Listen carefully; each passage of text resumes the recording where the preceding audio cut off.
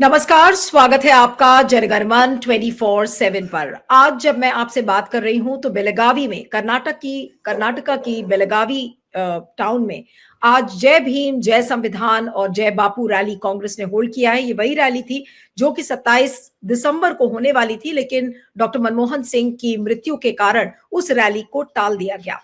लेकिन खबरें क्या आ रही हैं? खबरें इस समय गर्म इस बात को लेकर है कि राहुल गांधी को गिरफ्तार करने की साजिश बीजेपी लगातार करने की कोशिश कर रही है। परसों भी आप देखिए कि किस तरीके से उनके खिलाफ एफआईआर दर्ज की गई, वो भी असम के एक व्यक्ति ने उनके खिलाफ एफआईआर दर्ज किया, इस चीज को कहते हुए कि 15 जनवरी को जब नया कांग्रेस का मुख्यालय का उद्घाटन हो रहा था तो उस समय राहुल गांधी ने इंडियन स्टेट के बारे में यह कहा था कि कांग्रेस केवल बीजेपी और आरएसएस से नहीं बल्कि इंडियन स्टेट से जूझ रही है, और इंडियन स्टेट और इंडियन रिपब्लिक में बहुत फर्क होता है और इस फर्क को बीजेपी के और आरएसएस के लोग नहीं समझते और इसी वजह से इसको लेकर बेवजह बवाल मच रहा है। लेकिन साजिश तो बीजेपी रच रही है कि राहुल गांधी को बेलगावी से लौटने के बाद हम गिरफ्तार करें, लेकिन ट्रंप के जो सुर थे कल, डोनाल्ड ट्रंप ने कल जिस तरीके से कहा कि हम स्टेट पावर को इस्तेमाल नहीं करेंगे अपने विपक्षियों को दबोचने के लिए, उनको गिरफ्तार करने के लिए, तो क्या अब ट्रंप भी समझ गए हैं मोदी का ये खेल और क्या ट्रंप की वजह से राहुल गांधी को गिरफ्तार करने की हिम्मत मोदी जी या शाह साहब नहीं जुटा पाएंगे? आज इसी को लेकर हम चर्चा करते हैं। हमारे साथ राकेश अचल जी हैं, वरिष्ठ पत्रकार, पॉलिटिकल कमेंटेटर। राकेश जी, आपका बहुत बहुत स्वागत है। Thank you so much for joining. और मेरा पहला सवाल है कि खबरें ये आ रही हैं कि राहुल गांधी को गिरफ्तार करने की साजिश हो रही है और मोदी और शाह साहब ने अपनी पूरी टीम तैयार कर ली है। आज राहुल गांधी बेलगावी में है और ये सुनने में आ रहा है कि बेलगावी से लौटने के बाद उनके खिलाफ कोई कड़ी कार्रवाई हो सकती है। आपको क्या लग रहा है कि क्या वाकई में बीजेपी राहुल गांधी को गिरफ्तार कर पाएगी? जी नीरू जी, देखिए, बात ऐसा है कि राहुल गांधी पिछले 10 साल से, जब से भारतीय जनता पार्टी सत्ता में आई थी 2014 से, तब से भारतीय जनता पार्टी के सिर पर भूत की तरह सवार हैं और वो उतरने के लिए तैयार नहीं है। जबकि भारतीय जनता पार्टी ने कल्पना की थी कि वो अब जैसे ही सत्ता में आएगी इस देश को कांग्रेस विहीन कर देगी, तो उल्टा हो रहा है। तो ऐसी स्थिति में पिछले 10 साल 7 महीने में राहुल गांधी और उनके परिवार के खिलाफ इतने मुकदमे पूरे देश के अलग अलग राज्यों में दर्ज किए गए हैं कि अगर भारतीय जनता पार्टी की सरकार और डबल इंजन की सरकारें चाहती तो राहुल गांधी को कभी का गिरफ्तार कर लेती। लेकिन राहुल गांधी के पीछे जो भीड़ है देश में, उसे देखते हुए भारतीय जनता पार्टी हिम्मत बिल्कुल जुटा नहीं पाई है। कोशिश करती है, हर बार साजिश करती है, सुर्खियों में रहने की कोशिश करती है, लेकिन कर नहीं पाती। अगर ऐसा कर ले तो मैं समझता हूं कि ये कांग्रेस के लिए बहुत सुखद होगा, क्योंकि कांग्रेस के शीर्ष नेतृत्व की गिरफ्तारी के बाद अभी जो धर्मनिरपेक्षता और संविधान बनाम नौकर तानाशाही के खिलाफ जो लड़ाई धीरे धीरे चल रही है वो तेज हो जाएगी।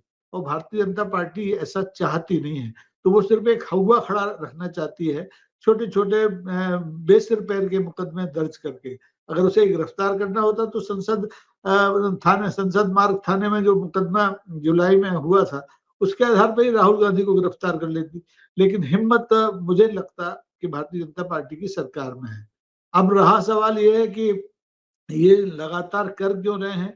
तो भारतीय जनता पार्टी और आरएसएस की जो मॉडस ऑपरेंडी रही है कि आप लोगों को डराकर, आतंकित करके अपने रास्ते से हटा लें। लेकिन बहुत से लोग होते हैं जो हट जाते हैं, हटे भी हैं। आप देखें उत्तर प्रदेश में बहन मायावती कहाँ है आज पता नहीं है। बिहार में नीतीश कुमार किस तरह से सिर झुकाकर खड़े हुए हैं। इस तरह से ये साजिश करते हैं, लेकिन कांग्रेस को अभी तक 10 साल 7 महीने में ये भयभीत नहीं कर पाए हैं। और कांग्रेस हर मोर्चे पर भारतीय जनता पार्टी की सरकार और उसकी नीतियों और आरएसएस तीनों के खिलाफ लगातार लड़ रही है।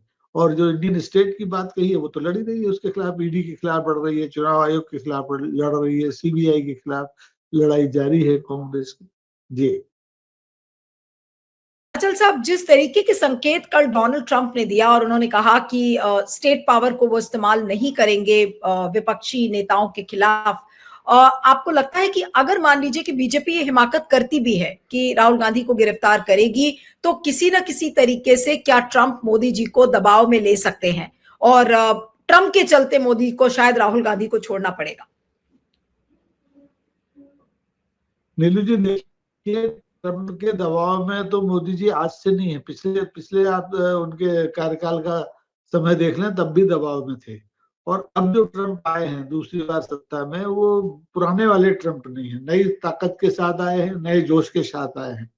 और वो मोदी जी को दबाव में रखना चाहते हैं, इसका संकेत उन्होंने शपथ ग्रहण समारोह में उन्हें आमंत्रित न करके दे ही दिया है। अब सवाल ये है कि मोदी जी क्या ट्रंप ने जो अपने देश की लीगल एजेंसीज के बारे में कहा है और विपक्ष के बारे में कहा है, वैसा व्यवहार अपने यहाँ भी करेंगे या नहीं करेंगे? तो हमारे यहाँ संस्कृत में एक कहावत है कि महाजने येन गथा स पंथा, महाजन जिस रास्ते पे बड़ा आदमी जाता है तो बाकी लोग उसका अनुसरण करते हैं। दुनिया में अमेरिका के साथ भी यही स्थिति है। अमेरिका जो संकेत देता है तो जो दूसरे लोग हैं, दुनिया के दूसरे देश हैं, उसका अनुसरण करते हैं। और ट्रंप ने भी पिछले 11 साल में देख लिया कि भारतीय जनता पार्टी के सत्ता में रहने से अमेरिका के हितों को कितना नुकसान हुआ है, किस किस क्षेत्र में नुकसान हुआ है। मतलब वैदेशिक संबंधों के अलावा आयात निर्यात बाजार सब में, हर क्षेत्र में नुकसान रहा है। और वो बौद्धिक स्तर पर भारतीय जनता पार्टी अपने आप को प्रमाणित नहीं कर पाई है अमेरिका के समक्ष। और दूसरी तरफ अमेरिका के सामने एक लंबी विरासत कांग्रेस के सरकार की भी रही है, कांग्रेस के नेताओं की रही है। और अमेरिका ने इंदिरा गांधी को सत्ता में देखा लंबे अरसे तक, शुरू के दिनों में पंडित जवाहरलाल नेहरू को देखा, और अभी हाल के दिनों में 2014 से पहले डॉक्टर मनमोहन सिंह की सरकार को भी अमेरिका के प्रशासन ने देखा है। तो अमेरिका में व्यक्ति बदलने से दृष्टि नहीं बदलती है। अमेरिका की दृष्टि शुरू से कांग्रेस पर है और वो चाहती है कि कांग्रेस दोबारा से सत्ता में आए। अब अमेरिका के बारे में ये धारणा पूरी दुनिया में है कि वो सत्ता की उथल पुथल में कहीं ना कहीं अपना हाथ इस्तेमाल करती है, लेकिन भारत चूंकि बड़ा लोकतंत्र है तो यहाँ वो सीधे दखल नहीं देगी, लेकिन सरकार जो मौजूदा है और सरकार का नेतृत्व है उसे आतंकित करके रखेगी।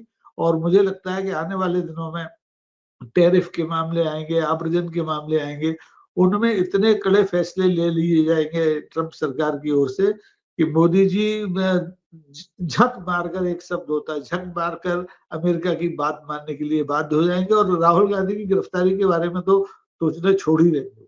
जी, यानी कि आप ये कह रहे हैं कि ट्रंप के दबाव के चलते अगर राहुल गांधी को गिरफ्तार करने का सपना भी बीजेपी या आरएसएस अगर या मोदी शाह देख रहे होंगे तो वो हिम्मत नहीं कर पाएंगे। लेकिन क्या होगा फिर ये राहुल को गिरफ्तार करने का या राहुल पर तलवार लटकाने का जो बीजेपी का पूरा एजेंडा है, जिस तरीके से राहुल गांधी को वो लोग प्रेशर में हमेशा बनाकर रखते हैं, कांग्रेस को और राहुल गांधी को, उसका क्या होगा? और ये जो राजनीति है प्रेशर बनाने वाली, ये कितनी दूर तक आगे मोदी जी और बीजेपी लेकर जा पाएंगे? देखिए नीलू जी, ये जो मानसिक दबाव की राजनीति है, डरा धमका करके राजनीति में अपने प्रतिद्वंदी को तोड़ने की राजनीति है भारतीय जनता पार्टी की, ये शुरू के पहले कार्यकाल में तो कामयाब हो गई थी। बहुत से क्षेत्रीय दल भारतीय जनता पार्टी के सामने शरणागत हो गए थे, नतमस्तक हो गए थे, क्योंकि भारतीय जनता पार्टी ने या तो उन्हें अपनी जो इंडियन स्टेट वाली एजेंसियां होती हैं उनके जरिए झुका लिया था, या फिर उनके दलों में तोड़फोड़ करके, खरीद फरोख्त करके उनको झुका लिया था। केवल कांग्रेस ऐसी पार्टी बची है जो इस देश में पिछले 10 साल से भारतीय जनता पार्टी की इस षड्यंत्रकारी राजनीति के सामने डटकर खड़ी है। उसने जय पराजय की चिंता नहीं की है। वो लगातार, कांग्रेस लगातार मुद्दों को लेकर के जनता के बीच में है, और सिर्फ राष्ट्रीय मंचों पर नहीं है, सिर्फ जनता के बीच में, राज्यों में नहीं है, अंतरराष्ट्रीय मंचों पर भी जहां उसे मौका मिला है वहां उसने देश के भीतर क्या चल रहा है उसकी बात की है, और दुनिया के साथ उसके रिश्तों, उसकी क्या रणनीति होगी इसको भी स्पष्ट किया है। तो निश्चित तौर पर अब स्थितियां बेकाबू हो गई हैं, भारतीय जनता पार्टी के हाथ के तोते उड़े हुए हैं। वो राहुल गांधी को इधर गिरफ्तार नहीं कर पा रही है, इधर डरा के रखना चाहती है। तो राहुल गांधी तो 16 घंटे की पूछताछ ईडी का सामना कर चुके हैं। ईडी के, आपको मालूम है, नेशनल हेराल्ड वाले मामले में वो घबराए नहीं है, उनकी माँ नहीं घबराई है, उनकी बहन नहीं घबराई है। तो पूरा कुनबा जब निडर खड़ा है तो ऐसे में उनकी गिरफ्तारी से क्या हासिल होने वाला है? और गिरफ्तार कर भी लें तो ये उनके लिए एक आत्मघाती कदम होगा, पांव पर कुल्हाड़ी मारने जैसा होगा। इसलिए मुझे लगता नहीं है कि ऐसी कोई हरकत भारतीय जनता पार्टी की सरकार हाल फिलहाल कर पाएगी। एक आखिरी सवाल बस राकेश जी करूंगी चलते चलते कि जो मोदी जी की जो डराव धमकाओ वाली जो राजनीति है, क्या अब जो बची खुची उनकी मंशा थी कि राहुल गांधी को हम गिरफ्तार कर लें, जब मौका देखें तो उनको नप देंगे, जो एक मंशा हमेशा से बीजेपी और मोदी और शाह साहब की रही है, क्या उस मंशा पर ट्रंप ने अब पानी फेर दिया है और ट्रंप के चलते ये चीज अब संभव नहीं होगी? और जो फाइनल सवाल है वो यही है कि क्या ट्रंप अब मोदी जी की डराओ धमकाओ राजनीति को ध्वस्त कर चुके हैं? ट्रंप ने शपथ लेने के ठीक 1 घंटे पहले, 1-2 दिन पहले अपनी विक्ट्री रैली में ये साफ कर दिया था कि वो विश्व में तीसरा विश्व युद्ध नहीं होने देंगे, यानी विश्व गुरु वो बनना चाहते हैं और वो पूरी दुनिया की राजनीति को अपने ढंग से चलाना चाहते हैं। तो भारत तो सबसे गफलत की स्थिति में पिछले 10 साल से, न वो रूस का दोस्त बन पाया, न वो चीन का दोस्त बन पाया और न अमेरिका का दोस्त बन पाया, गहरा दोस्त।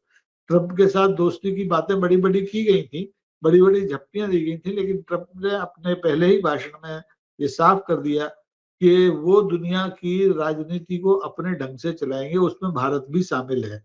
और भारत की जो आज की स्थिति है, आर्थिक हालत है, जो जो घरेलू मुद्दे हैं वो इतने भयंकर हो गए हैं कि उनके सामने जो हमारे माननीय प्रधानमंत्री हैं वो बिना दबाव के काम करने की स्थिति में नहीं है। तो उनके मंसूबों पर तो पानी फिर चुका है और राहुल गांधी उनके लिए डबल भूत बन गए हैं।